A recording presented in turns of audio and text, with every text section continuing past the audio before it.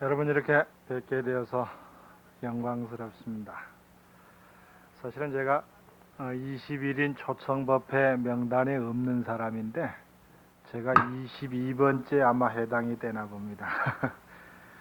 원래 이 시간이 아마 암도스님하고 약속된 시간인 모양인데 암도스님이 전로에서 저한테 사형이 돼서 맨날 무슨 약속이 바쁜 게 있으면 저한테 대신 해달라 부탁을 많이 받아서 제가 가끔 이렇게 대신 나다니는 처지입니다.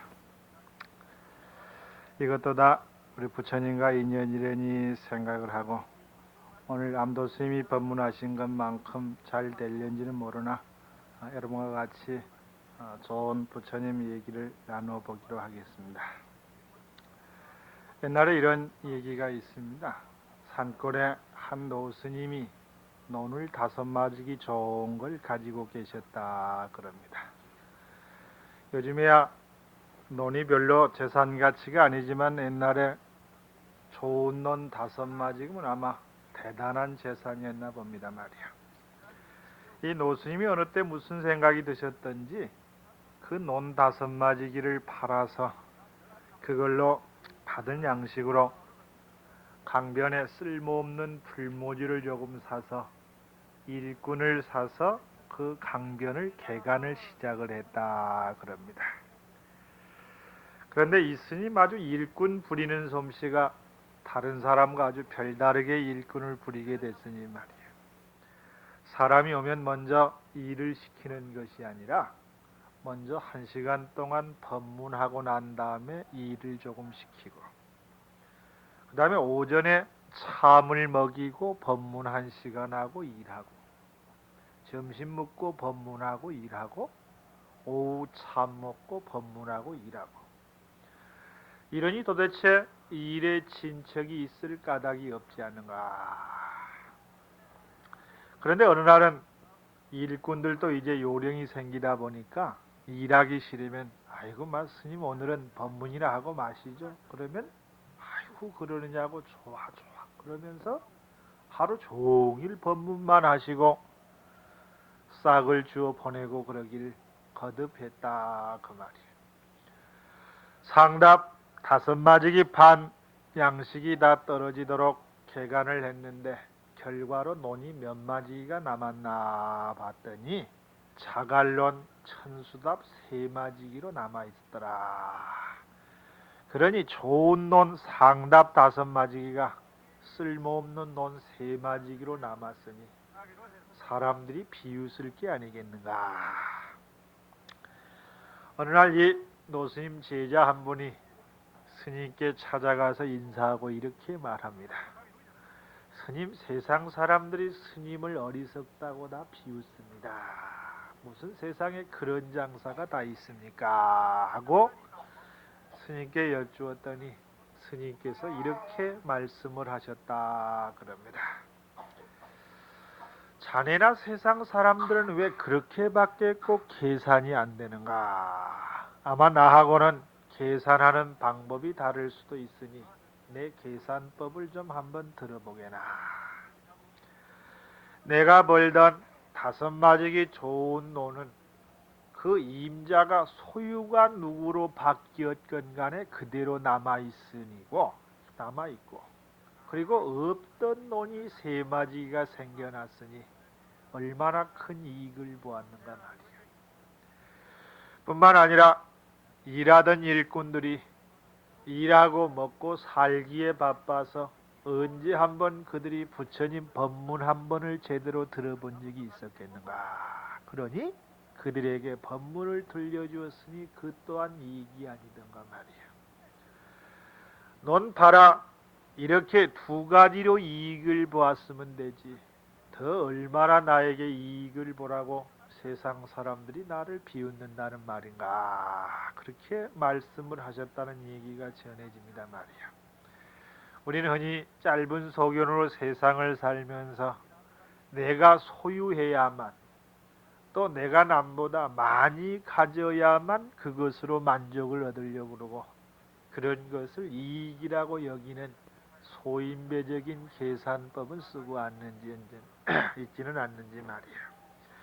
그래서 사실은 21분의 큰 스님 초청법회라 그래서 이름들을 이리 뵈니 저보다 다 경학도 많이 하시고 훌륭한 스님이어서 저는 오늘 여러분에게 상답 5마디기 좋은 법문은 그 큰 스님들한테 모두 들으시고 저하고는 쓸모없는 자갈론 얘기나 같이 한번 나눠보는 게 어떻겠는가 싶어서 지금부터 말씀드리는 것은 자갈론 얘기니까 여러분 그렇게 쉽게 생각을 하십시오.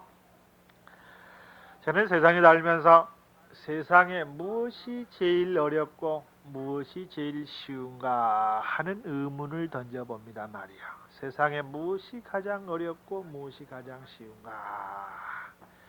제가 내린 결론은 그렇습니다. 세상에 제일 어려운 것은 모르는 일이요. 세상에 제일 쉬운 일은 아는 것이더라. 누구라도 알면 용이하고 쉬운데 모르면 깜깜하고 어둡고 어렵지 않는가 말이야. 우리나라는 삼면을 바다로 두고도 예전에는 소금 만드는 법을 몰라서 지금 생각하면 아주 쉬운데요. 몰라서 금이나 종이 같은 보석을 중국에 갖다 주고 중국에서 소금을 수입해다 먹었다 그럽니다. 그러니 예전에는 소금이 얼마나 큰 보배였는가.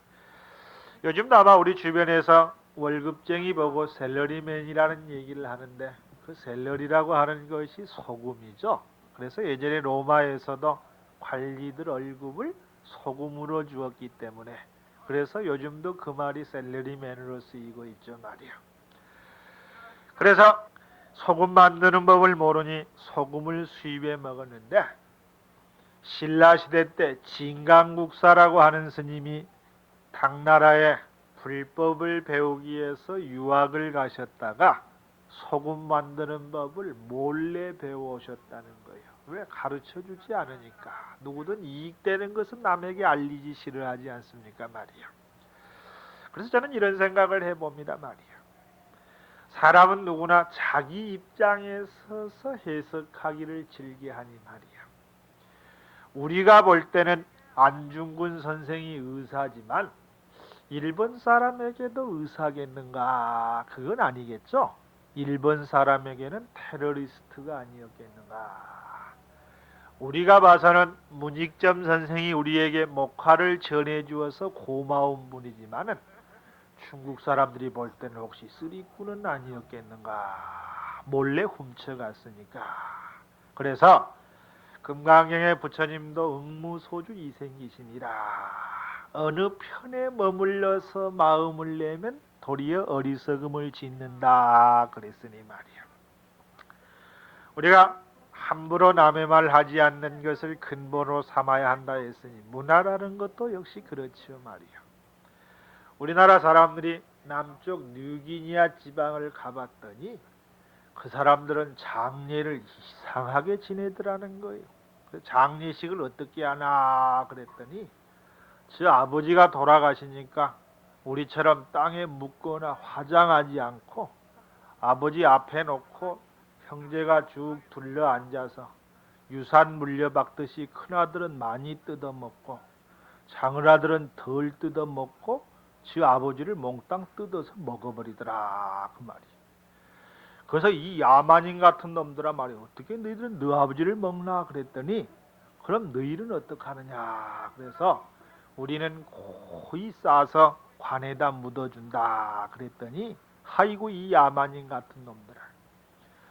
너희는 너 아버지가 중하다고 말로만 그러지 실제로는 관 속에 넣어서 퍽퍽 썩어 문드러지게 만드는 것을 무슨 놈의 문화라 그러느냐 말이야.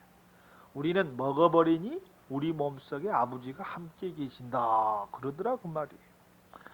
그런가 하면 티벳에 가면 사람이 죽으면 풍장한다 그래서 온몸을 잘게 부수어서 산에 갔다 독수리에게 먹여서 장례를 행하니 말이야.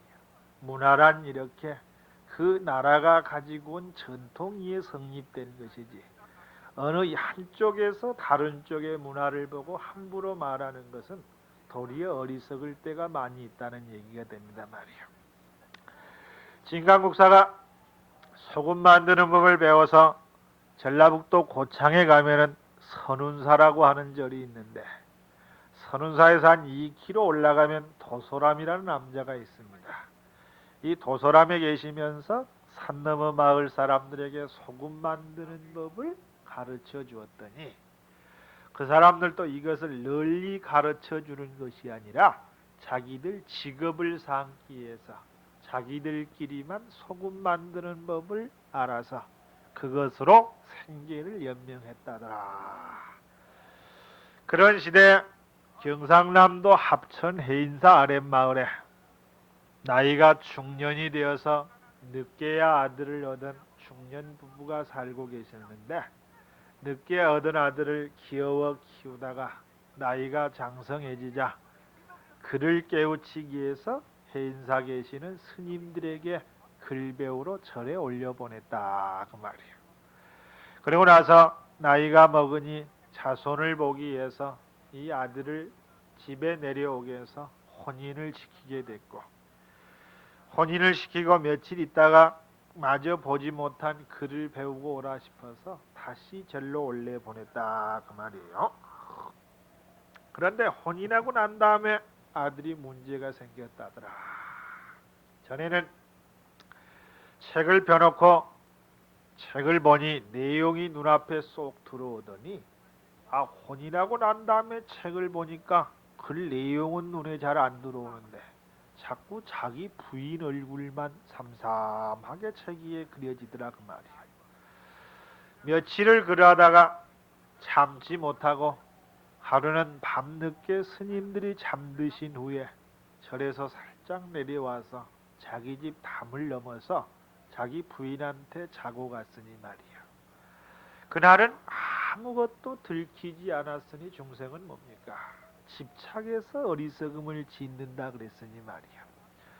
한번 즐거우니까 거듭하고 싶은 욕심이 생기지 않겠는가. 이제는 날마다 밤에는 넘어서 집에 가 자고 낮에는 절에 와 있고 이러기를 여러 날 되풀이했다 그 말이야. 그런데 꼬리가 길면 잡히기 쉽다는 내 속담처럼 말이야. 하루는 그 시아버지가, 이 아들의 아버지가 밤중에 갑자기 뭘 잘못 잡섰던지 변소 가기 위해서 마당에 나와서 며느리 방문 앞을 지나는데, 며느리 방문 앞에서 남자 목소리가 들린다 그 말이야. 설마 자기 아들이라는 생각은 전혀 해보지 못하고, 야야 이거 무슨 이런 일이 다 있나 싶어서 말이야. 혹시 내가 귀가 어두워서 잘못 들었는지도 모르겠구나 그러고 그날은 가까스로 방에 들어와 잠을 잤는데, 중생은 아는 게 도리어 병이라 그런 얘기가 있지 식자우환이라 그러죠 말이야. 우리 주위에 저 많은 이들가 아직도 많이 있습니다. 우리나라 아마 저 많은 이가 근 8만 명이라 그래요. 점치는 이들이 말이야. 그런데 이상한 건 점한다고 꼭 그 사람 말을 믿는 건 아닙니다. 그런데도 들어놓으면 마음이 개운치가 않다 그 말이에요. 누구에게나 마찬가지입니다. 그래서 요즘 우리가 집단적으로 이상해져가는 경향이 있는데, 요즘 스포츠 신문 같은 데 보면은 꼭 오늘의 운세 그래가지고 조그맣게 나오는데, 젊은 학생들이 그걸 사보고 제일 먼저 보는 게 오늘의 운세부터 본다는 거예요. 그래가 가서 자기가 잘못하고도 주어지지 않으면 아이고 오늘 재수가 없다던데, 이런 식으로 모든 것을 운명으로 돌려버리는 이런 어리석음들을 요즘 짓는다 그러니 어른들 큰일 났어요. 우리가 점하는 것도 꼭 그 사람을 믿는 건 아닙니다. 그래도 여하튼 가서 들어놓으면은 개운치가 못하다 그 말이에요. 그래서 가서 그 다음날 의심스러운 생각이 나서 다시 밖에 나와봤더니 역시 남자 목소리가 또 난다 그 말이에요. 세 번째 되는 날은 이게 안 되겠구나 싶어서 몽둥이를 들고 담 밑에 가서 기다리고 있게 됐다. 우리가 되게 도둑 들어온다고 야구백명이 놓고 자고 요즘은 좀 덜하지만 예전에는 도둑 막는다고 담벼락에다 유리깨 가지고 붙여놓고 그랬었죠. 요즘은 이제 사씨가 나와서 좀 난데 그 이상한 건 밖에서 들어오지 말라고 사씨문 해놓고 급할 때는 자기도 못 나가게 돼 있대 그게. 그죠? 그래서 타 죽은 사람도 있다는 거죠. 그러니 저는 세상을 그렇게 저는 평가합니다. 중생 세계는 평등한 세계가 바로 중생 세계다. 그래서 저는 우리가 살아가는 방법은 다만 두 가지 방법밖에 따로 없으니 요는 편안하게 살 것인가 아니면 편리하게 살 것인가 이 두 가지 방법의 차이밖에 우리는 없지 않는가 말이에요. 만약 우리가 편안하기를 원하면 가진 게 없어야 편안합니다 말이에요. 소유와 무소유는 편안을 주거든. 잊어버릴 것도 없고 빼앗길 것도 없고 우리가 왜 깜깜한 밤을 싫어합니까? 그것은 죽기 싫어해서 그래. 사람을 만나면 겁이 난다 그러는데 왜 사람이 겁이 나야 합니까? 가장 말할 수 있고 짐승하고는 말이 잘 안 통하지만 사람은 말로써 서로 의논하고 토의할 수 있는데요. 간단하죠? 죽기 싫어해서 그러합니다 말이에요. 그러니 우리가 편안하게 살려면 가난해지는 수밖에 없고 편리하게 살려면 부자가 될 수밖에 없죠. 근데 편리하면 불안이 따라다니고 편안하면 불편이 맨날 쫓아다닌다 그 말이에요. 우리가 가지면 다 행복할 줄 아나 사실은 어떻습니까? 많이 가지면 가진 것만큼 불안이 쫓아다니게 돼 있죠. 그래서 이 두 가지는 서로 만나지는 않습니다. 편안하고 편리가 만나주면 얼마나 좋겠습니까만 이 두 가지가 서로 마주치지 아니하니 말이에요. 편안할 것인가 편리할 것인가. 저도 여기는 서울에서 여기저기 학교 강의하고 다니다 보니까 자동차를 하나 끌고 다니는데 누가 오라고 전하면 제일 먼저 물어보는 것이 주차할 데 있습니까? 그게 묻는 질문이에요. 근데 차 없으면 택시 타고 가면 그럴 걱정이 전혀 없지요. 내가 쉽게 가서 편리하지만 맨날 불안하고 편안하면 불편이 쫓아다니는 방법밖에 없으니 말이야. 도둑 들어온다고 야구방망이 놓고 자면 좀 나을 것 같지만 천만에 부처님은 경전에 그렇게 말씀을 하십니다. 무기를 든 자는 무기 때문에 도리어 두려움이 생긴다 그랬어요. 그러니 무기가 없으면 마음이 편안해진다 그랬으니 말이야. 몽둥이를 들고 담 밑에 기다리고 있으니 웬 시커먼 사람이 하나 넘어온다 그 말이야. 밤중에 얼마나 무서움 중에 몽둥이를 들고 힘껏 내려쳐버렸으니 말이야. 한 방에 그냥 가버렸대. 어디로 갔는지는 다 아시겠죠? 저쪽으로 가버렸어. 나중에 불 밝혀 보니 자기 아들이라. 죽은 자식을 어떡할 것인가 말이야. 그래서 애달바하면서 아들을 갖다 장사를 지내고 난 이후에 청산과부가 된 며느리가 용하게도 애를 하나 가져서 나중에 애를 낳으니 아들을 하나 낳았다더라. 청산과부가 아들을 기르니 얼마나 애지중지하게 길렀겠는가 말이야.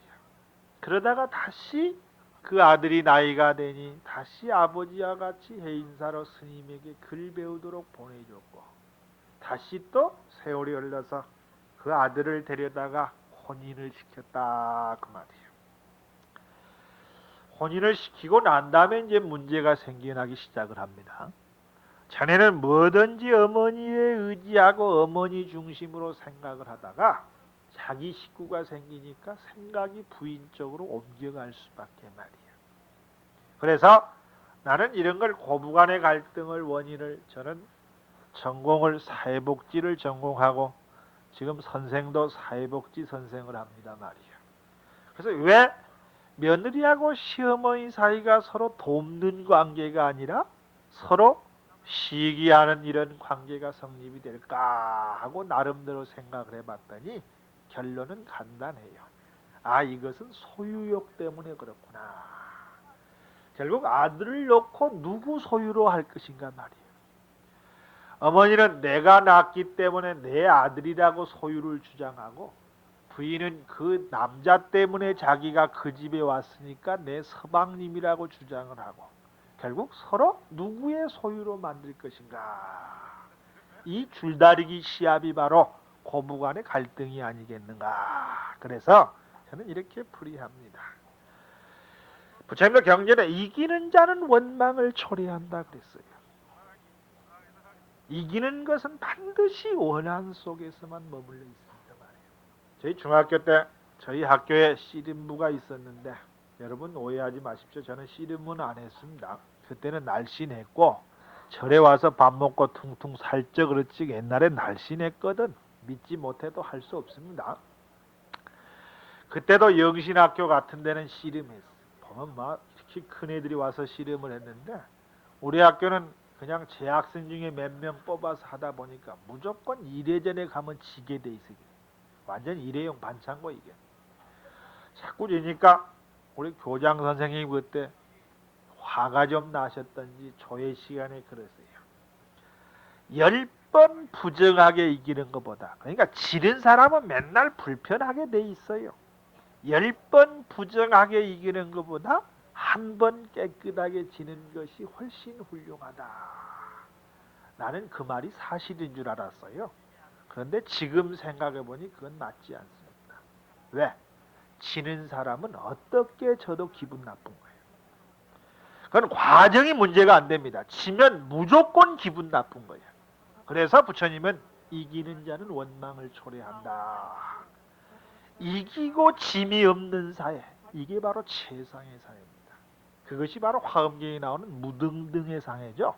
무등, 차별이 없는, 등이 없는 평등한 사회. 그래서 우리가 이김, 승부가 있는 것은 반드시 불행이 싹트기 마련이에요. 승부가 없는 사회야말로 최상의 사회다 말이에요. 그래서 본래 처녀 총각이 100년을 살아봐야 소득이 없대요. 그죠? 서로 만나 함께 살다 보니 아들, 딸 낳게 됐으니 이익 보려고 생각하지 말자는 말이에요. 아들 낳아서 딸 주고, 딸 낳아서 며느리 사이 주고, 그래도 본래 만났던 두 사람은 그대로 남아있지 않는가 말이에요. 빼앗기면 분함이 따르는데 빼앗기는 자는 어리석은 자입니다. 먼저 주면 돼요. 여러분도 아마 꼬마들이 용돈 주어서 가만 보면 떨어져서 눈앞에 자꾸 얼씬거리면 먼저 주십시오. 먼저 알아서 야야 이거 아껴 쓰라 주면 아이고 고맙습니다 그러는데, 안 뺏기려고 하다가 빼앗기면 그놈은 고마워하지도 않아. 왜? 지가 승부에서 이겼으니까. 빼앗긴 사람은 승부에서 지니까 기분 나쁘고, 줘도 개운치 않고 받아도 고맙지 않고, 그런 게임을 무엇 때문에 합니까 말이야. 그러니 선선히 내어주는 마음이 필요하죠 말이야. 그래서 자기 아들이 변한 걸 보고, 자기 속으로 낳은 아들이니까 자기 아들은 흠이 안 보이고, 결국은 며느리 때문에 그랬다는 생각에 미치자 며느리가 미운 대상이 되기 시작을 했고, 그러다 보니까 며느리를 미워하기 시작을 했다. 예전에는 시어머니 쪽이 좀 끝발이 있던 세상이니까요. 그래서 시집살이를 시작을 했다. 세상에 어떤 이유 때문에 사람이 미운 건 이유가 없어지면 괜찮아지는데, 그냥 미워하기 위해서 미워하는 건 별 방법이 없습니다. 그냥 모든 것이 다 미운이 말이에요.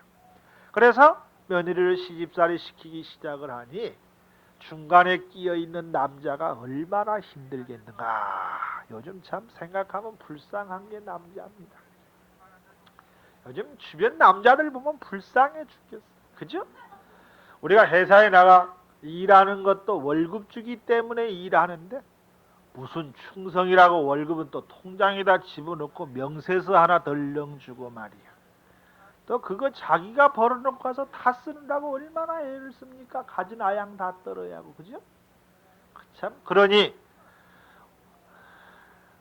우리나라 남자들이 40대 사망률이 세계 1등이라며요. 하여튼 우리나라는 좀 별 유쾌하지 못한 쪽으로 1등을 요즘 많이 하는데, 무슨 간암 사망률 1등, 교통사고 사망률 1등, 뭐 하여튼 엉터리 1등은 많아. 경부고속도로도 저게 1등이 많아요 지금. 예? 제일 빠른 시간에 1등, 제일 적은 비용으로 1등, 이제 그 다음에는 기분 나쁜 1등이. 수리비 가지고 고속도로 3개나 더 만들 수 있는 비용이 수리비로 들어가서 1등. 하여튼 1등은 상당히 좋아하는 나라인가 봐요. 그래서 여러분들도 대개 같이 결혼 생활을 해도 혼자 여자가 말년을 보내는 기간이 10년 이상이 됩니다. 평균으로 우리나라 같은 경우 말이야. 그러지 나중에 대충 비슷하게 돌아가시고 싶으면 지금부터 좀 잘 모십시오, 서방님을요. 중간에 남자가 끼어놓으니 이제 편을 들 수가 없죠 말이야. 부인 편을 들으니 어머니가 원망을 하고, 어머니 편을 들자니 부인이 원망을 짓고 말이야. 견딜 수가 없어서 해인사에 당시에 글을 가르쳤던 스님을 뵈면 무슨 방법이 있을까 싶어서 해인사로 올라가서 글 가르쳤던 스님에게 당신 어려움을 청하고 도움을 청했더니 이 스님이 하시는 말씀이, 아이고 이놈아, 네 장계 갈 때부터 그럴 줄 알았다. 그러시면서 내가 방법을 알고 있긴 한데 내가 일러줘도 그대로 할런지 모르겠구나. 무슨 방법입니까? 그랬더니 너희 어머님한테 지금 병이 들었는데 무슨 병이 들었는고 하니 영감님 병이 들었다. 그러니 어디 가서 아버님을 좀 한번 모셔다 드리라. 그런다 그 말이죠.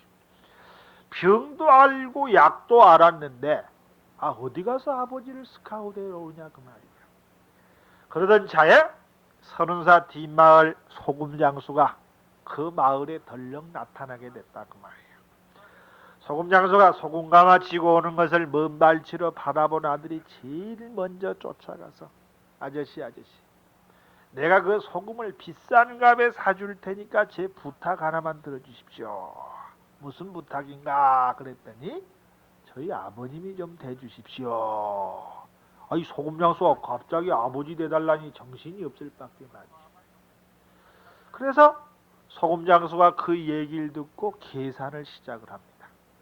땀 흘리면서 다니면서 소금 팔고 다니는 것하고 시원하니 그늘에서 대접받아 지내는 것하고 또 비싸게 값을 쳐준다니까 이익이 이쪽이 더 나을 것 같고, 그래서 한참 생각하다 대충 막 그러하자고 응낙을 했어요.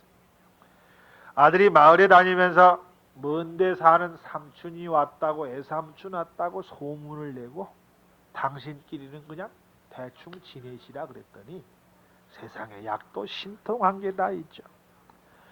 하룻밤 자고 나니 며느리 구박하던 병이 씻은 듯이 나아버렸다 그 말. 그리고 나서 다시 새로운 병이 하나 도졌는데 무슨 병이 도졌냐 그랬더니 만사 옥회병이 도졌대요. 만사가 옥회라 그죠. 그저 어머님 밥이 좀 됩니다 그러면 야야 된 밥 먹으면 이장에 좋대더라. 밥이 집니다. 아이고 비벼 먹으면 되지. 짭니다. 물 타면 되지. 싱겁습니다. 소금 넣으면 되지. 그죠? 세상사 한 걸음 물러서면 다툼이나 싸움이 있을 까닭이 없죠 말이야. 마주오는 기차가 부딪히는 것은 크게 부딪히는 것이 아니라 머리카락만한 틈새를 서로 참지 못해서 부딪히게 되는 거거든 말이야. 그러니 한 발짝 물러서 보니 다툴 일이 무엇이 있겠는가. 경전에 보면 이런 얘기가 나옵니다. 극락의 하루가 인간의 100년에 해당이 되고 인간의 하루가 지옥의 100년이 된다. 생각해보세요. 어떻게 인간 하루가 지옥의 100년과 같습니까 말이야. 그러나 이치로 따지면 확연히 드러나니 말이야. 똑같은 시간도 고통스럽고 힘들면 길게 느껴지고 즐겁고 행복하면 짧게 느껴지지 않는가. 그러니 지옥은 고통만 있으니 100년으로 느껴지고 인간에는 고락이 있으니 그보다 짧지만 극락은 즐거움만 있으니까. 극락은 낙만 있고 인간에게는 고락이 있고 지옥은 고만 있으니까. 그래서 시간이 따로 느껴진다더라. 여러분 아마 요즘 사랑이 뭐길랜가 하는 연속곡 있죠? 그 노래 중에 무슨 노래 하나가 나와가지고 여러분 다 아시죠? 그죠? 그 내용을 들어보니 어떻습니까 말이야. 조금 불교적인 냄새가 나는 것 같지요? 그 노래 지은 사람이 나라고 그러면 아는 사람도 없겠지요? 사실은 그 타타타란 노래를 제가 얘기한 것을 그 사람이 글로 꾸며놓은 것이 그 노래가 됐어요. 그래서 판이 많이 나가서 고맙다고 구두표 하나 갖다 줘서 제가 얻어먹었습니다 말이에요. 원래 제가 그 서울의 동아일보 문화센터에 참선반을 한 5, 6년째 강의를 하는데요. 거기 나오는 사람입니다. 그래서 제가 언제 그 욕심 과욕 부리지 말라는 얘기하면서 그 얘기를 한 적이 있죠. 사람이 전부 알몸으로 태어나서 팬티 하나만 입어도 이미 득본 건데 더 많이 구하다 보니까 경전에도 유구개고요 무구 일학이라, 구하는 바가 있으면 고통에 빠지고 구함이 없으면 즐거움에 빠진다, 그런 기절을 인용하면서 옷 한 벌만 입어도 이미 득본 거요 그랬더니 그거 갖다 써먹었어. 그 다음에 대우 양관 스님 어록에 보면은 재앙을 피하는 유일한 방법이 있는데 병들면 아프면 되고 늙으면 죽으면 된다 그랬거든. 그러니까 병들어서 아프지 않으려고 애쓰니까 고통은 점점 심해지고 늙어도 죽지 않으려고 그러니까 두려움에 빠지는데, 그래서 늙으면 그냥 죽으면 된다 그랬어. 억지로 죽임을 당하니까 고통스럽지 않는가. 그 얘기를 꾸며가지고 가사를 만들어서 언제 한번 저를 만났는데 이번에 곡 하나 썼는데 스님 작사료 달라 그러지 마세요. 그래서 무슨 소리입니까 그랬더니 스님 얘기한 거 꼬매가지고 노래 하나 지었는데 그게 타타타래요. 그래서 나중에 들어봤더니 내 얘기 갖다 그대로 써먹었어. 그래서 내가 구두표 하나 받았는데 앞으로 좀 뭐 좀 더 받아야겠어요. 부자 됐다니까 말이에요. 그래서 우리가 똑같은 경우도 길게 짧게 느려지지 않은가 말이에요. 재미나게 살다 보니까 세월이 금방 지나가 버렸지 않는가. 섣달 금은깨가 되니 소금장수도 조상을 모신 사람이니 어느 날 주섬주섬 짐을 꾸리길래 왜 그러십니까? 나도 선영 제사 모셔야지 않겠느냐. 안 가면 안 되겠습니까? 갔다 금방 오지 뭐. 이렇게 해서 갔다 금방 오기로 하고 돈과 양식을 많이 주어서 자기 고향에 보내게 됐다 그 말이에요. 소금장수가 자기 고향에서 제사 지내고 다시 합천으로 오기 위해서 소금가마를 짊어지고 출발을 하려고 하니까 본댁의 조강지처가 못 가게 바지를 잡으면서 가지 말라고 붙잡는다 그 말이에요. 원래 여러분이 잘 아시는 얘기지만 조강지처는 밀기울이죠. 이게 어려웠을 때 함께 산 부인이 조강지처입니다. 그러니까 부인 뭐 유산 많이 받아가지고 처음부터 아파트 사서 살고 이런 사람 부인은 조강지처도 아니야. 새방에 시작하고 이리 눈치 보고 산 부인이 조강지처지, 처음부터 집 큰 거 사서 살고 이런 건 조강지처도 아니라. 그래서 제발 여러분, 나는 가끔 그 얘기 다니면서 하는데 유산 물려주지 마십시오. 그건 경전에도 부처님도 못하게 돼 있어요. 그래서 재산은 자식을 도리어 어리석게 만드는 것이니 우리가 살 때 자기 복으로 지은 것은 죽을 때 반드시 좋은 곳에 쓰일수록 돌려주어야 한다 그랬으니 말이에요. 고아원이나 양로원이나 이런 장애자 시설에 갖다 기부한다든지, 더 좋은 일은 법왕사 도량 만들게 유언으로 남겨서 도량을 키워서 불사하면 얼마나 훌륭하냐. 나는 요즘 다니면서 그 얘기를 해요. 세상 일 중에 가장 으뜸 가는 일은 불사입니다. 왜? 여러분 아마 대구에도 무슨 우방랜드인가 보니 광고에 나왔던데 그 수백억 들어서 그거 만들었다고 거기 가서 신심을 내겠습니까? 발심을 하겠습니까? 그죠? 그러나 부처님 도량은 갖고 오면은 잠깐 동안이라도 우리가 참된 진심을 바라게 되니 얼마나 훌륭한 일인가 말이에요. 작은 물이 모여서 큰 물을 이루니 잠깐 동안의 신심도 모여 쌓이면 마침내 큰 것을 이루는 것이니 말이야. 우리가 도량에 가면, 절도량에 가면 진실한 마음을 내서 정직하고 바르게 살아갔다는 마음이 잠깐 동안이라도 드나, 여러분 호텔에 가서 발심하세요? 공원에 가서 발심하십니까 말이야. 그러니 우리가 불사야말로 우리가 할 수 있는 가장 큰 일이 아니겠는가 말이에요.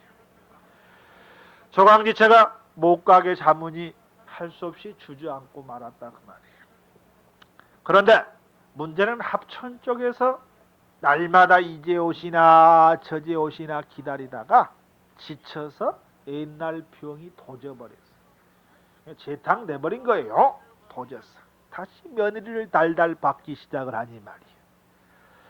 처음부터 계속 나빴더라면 포기라도 하고 체념이라도 할 터인데, 나빴다 좋아졌다 다시 나빠지니 더욱 견디기가 힘들다 그 말이에요. 그래서 그 아들이 다시 해인사로 스님을 찾아 올라갑니다 말이에요. 스님, 저희 어머니 병이 좋아졌다가 다시 도졌습니다. 야야, 내 처음부터 그럴 줄 알았다. 맨날 그 스님은 그럴 줄 알았다. 그러면서 내가 시키는 대로 하면은 너희 어머님이 돌아오신다 그래라. 어떤 방법입니까? 그랬더니 목탁을 하나 떡하니 주시면서 내가 시키는 대로 이르도록 해라.